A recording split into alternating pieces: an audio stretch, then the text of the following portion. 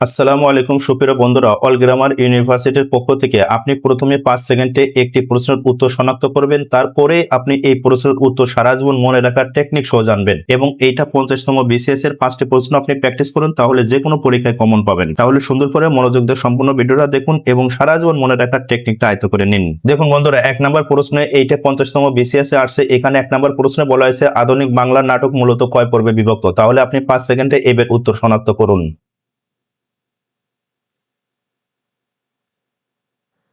তাহলে বন্ধুরা, 1 নম্বর এই প্রশ্নের উত্তর আপনি কোনটা শনাক্ত করছেন, এইটা সঠিক উত্তর হবে এই গ 5টি এবং আপনি 5টি সারা জীবন মনে রাখার টেকনিক এই নিচেই জানবেন। তার আগে এই নাটকের কিছু তথ্যকণিকা দেখুন। এখানে বলা হয়েছে নাটক হলো একটি দৃশ্যকাব্য। তাহলে একটি নাটকের 5টি প্রধান পর্ব থাকে। 1 হলো প্রারম্ভ, 2 হলো প্রবাহ, 3 হলো উৎকর্ষ, 4 হলো গ্রন্থ মোচন, 5 হলো উপসংহার। এইবার মনে রাখার টেকনিকটা দেখুন। তাহলে বন্ধুরা, এই মূল কথা হলো নাটকে কয়টি পর্ব থাকে, 5টি পর্ব। আর আপনি মনে রাখবেন, দেখুন এই 5টি পর্বে বিভক্ত, তার মানে এই 5 এর প্রথম অক্ষরটি প। তাহলে দেখুন এখানে একটা প্রশ্ন বলা হয়েছে নাটক কয় পর্বে বিভক্ত। তাহলে এই পর্বের প দ্বারা মনে রাখবেন এই 5 এর প। তাহলে এই 5 এর প দ্বারা মনে রাখবেন এই পর্বের প। তাহলে দেখুন আর অন্যগুলো আপনার এই প অক্ষর দ্বারা কোনো সংখ্যা নাই। তাহলে এইভাবে আপনারা মনে রাখবেন যে নাটকের কয়টি এই পর্ব আছে, এই 5 এর প দ্বারা মনে রাখবেন 5টি। তাহলে এভাবে কৌশলে আয়ত্ত করে রাখুন। এবার বন্ধুরা, এই 2 নম্বর প্রশ্নের উত্তর দেখুন। এটাও 50তম বিসিএস এ আসছে। 2 নম্বর প্রশ্নে বলা হয়েছে আকাশ ও পৃথিবীর অন্তরাল এক কথায় প্রকাশ করলে সঠিক কোনটি উত্তর হবে। দেখুন এই 5-4টার ভিতর কোনটা উত্তর হবে, এবার আপনি 5 সেকেন্ডে শনাক্ত করে নিন। যেহেতু বন্ধুরা এই প্রশ্ন এক কথায় প্রকাশ, সুতরাং এটা মনে রাখার টেকনিকটা আসলে ওইভাবে বলা যায় না। আপনি মনে রাখুন যে আকাশ ও পৃথিবীর অন্তরাল এক কথায় প্রকাশকে বলা হয় রোদসী অথবা কুরন্দসী। তাহলে এই প্রশ্নের সঠিক উত্তর হলো এই খ রোদসী। এবার বন্ধুরা, 50তম বিসিএস এ এই 3 নম্বর প্রশ্নটা আপনারা কোনটা সঠিক উত্তর শনাক্ত করুন এবং এই পড়াটা আপনি সারা জীবন মনে রাখার টেকনিক আপনি নিচে জানবেন। তাহলে এবার 5 সেকেন্ডে এই প্রশ্ন সঠিক উত্তর শনাক্ত করুন। তাহলে বন্ধুরা, এই 3 নম্বর প্রশ্নের উত্তর সঠিক আপনি কোনটা শনাক্ত করছেন। দেখুন প্রশ্ন বলা হয়েছে রসইয়ের মাত্রার উপর অংশের নাম কি। এটা 50তম বিসিএস এ আসছে এবং আপনারা মনে রাখবেন এই রসইয়ের উপরে কি আছে, উড়নি। তাহলে দেখুন এই ক তে আছে চৈতন। তাহলে এই যে এখানে উড়নি আছে, তার মানে আমাদের বাংলা ভাষায় আপনারা এই উড়নি দিয়ে মনে রাখবেন যে বর্ণের ভিতর আপনার এইরকম উড়নি আছে সেই বর্ণগুলোকে বলা হয় চৈতন। আর আকর এবং যায় এবং জোড় আকর এই বর্ণগুলো বলা হয়। এগুলো আপনারা এক নজর দেখে নিন। কিন্তু আপনি মনে রাখবেন মূল কথা হলো কি, আপনি মনে রাখবেন এই উড়নি দিয়ে মনে রাখবেন এই চৈতনের এই উড়নি। তাহলে এইভাবে আপনি কৌশলে অবশ্যই এই পড়াগুলো সারা জীবন আয়ত্ত করে নেবেন। এবার বন্ধুরা, 50তম বিসিএস এর এই ইংরেজির অংশের এই প্রশ্নের উত্তর কোনটা হবে, আপনি এই 4টার ভিতর উত্তর শনাক্ত করুন। তার আগে দেখুন এই আপনার হলো প্রিপজিশন, কিন্তু এইখানে আপনার ব্যবহার করতে হবে নাউন। কিভাবে ব্যবহার করবেন তার মনে রাখার টেকনিক নিচেই জানবেন। এবার আপনি এই 4টার ভিতর সঠিক উত্তর কোনটা হবে, এবার 5 সেকেন্ডে আপনি শনাক্ত করে নিন।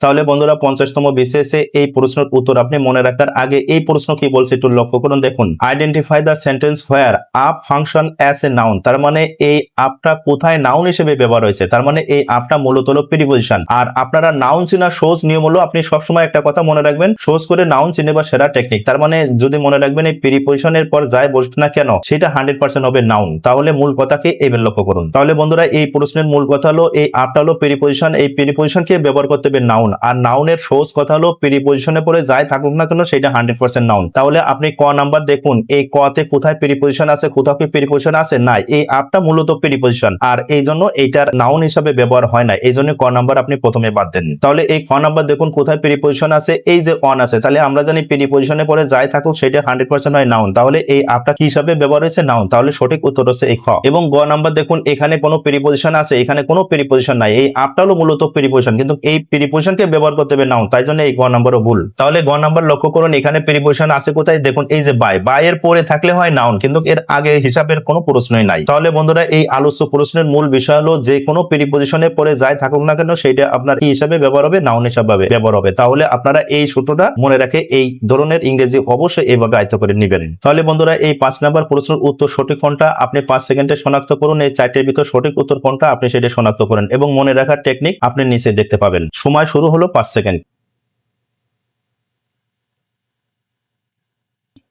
তাহলে বন্ধুরা এই 5 নাম্বার প্রশ্নের উত্তর আপনি সারা জীবন মনে রাখার টেকনিক দেখুন। এই প্রশ্নে বলা হয়েছে a very large building is হুইন aircraft are house is called. তার মানে এই যে আপনার এয়ারক্রাফটের সাথে সবসময় মনে রাখবেন আপনার সম্পর্ক হবে এই হ্যাঙ্গার, হয় এই গ নাম্বার হবে না হলে ঘ নাম্বার হবে। আর এখানে এ আছে, এখানে ই আছে, আর এখানে এ আছে, এখানে এ আছে। তাহলে সঠিক উত্তর কোনটা মনে রাখার টেকনিক একবার দেখুন এইবার। আর তাছাড়া বন্ধুরা এখানে ব্যাখ্যাটা দেওয়া আছে দেখুন, একটা এ একটা ই, এইটার মানে হলো কাপড় ঝোলানোর হ্যাঙ্গার বা ঝোলানোর যন্ত্র। আর এখানে দেখুন একটা এ একটা এ, এইটা মানে হলো বিমান রাখার বড় ঘর বা শেড। এখন আপনি মনে রাখবেন কিভাবে এইবার দেখুন। তাহলে বন্ধুরা এই পড়াটি আপনি সারা জীবন মনে রাখা সেরা টেকনিকটা এবার লক্ষ্য করুন। এই হ্যাঙ্গারের একটা এ মানে একটা এ মনে রাখুন, আবার এখানে একটা এ আছে একটা এ মনে রাখুন। তাহলে মূল কথা হচ্ছে আপনার এইখানে হলো এয়ারক্রাফট, তাহলে এয়ারক্রাফটের প্রথমে একটা এ আছে, আবার এখানে দেখুন আর একটা এ আছে। তাহলে একই জায়গায় দুইটা এ থাকলে এইটা মনে রাখবেন এয়ারক্রাফট এই হ্যাঙ্গার অর্থে বিমান রাখার ঘরকেই বোঝানো হয়েছে। তাহলে দেখুন একটা এ একটা এ, তার মানে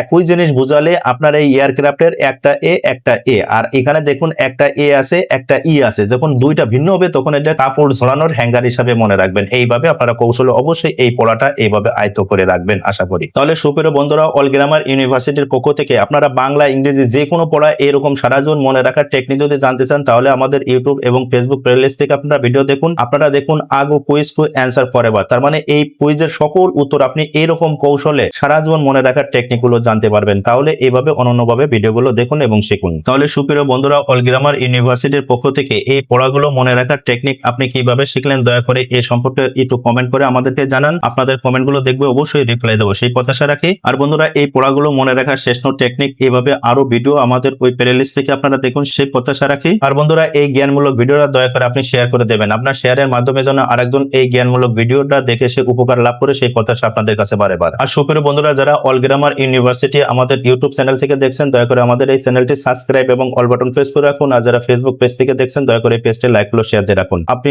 নিত্য নতুন এরকম অসাধারণ জ্ঞান অর্জন করুন সেই প্রত্যাশায় রেখে শেষ করছি। আপনারা সুস্থ ভালো থাকুন। আল্লাহ হাফেজ।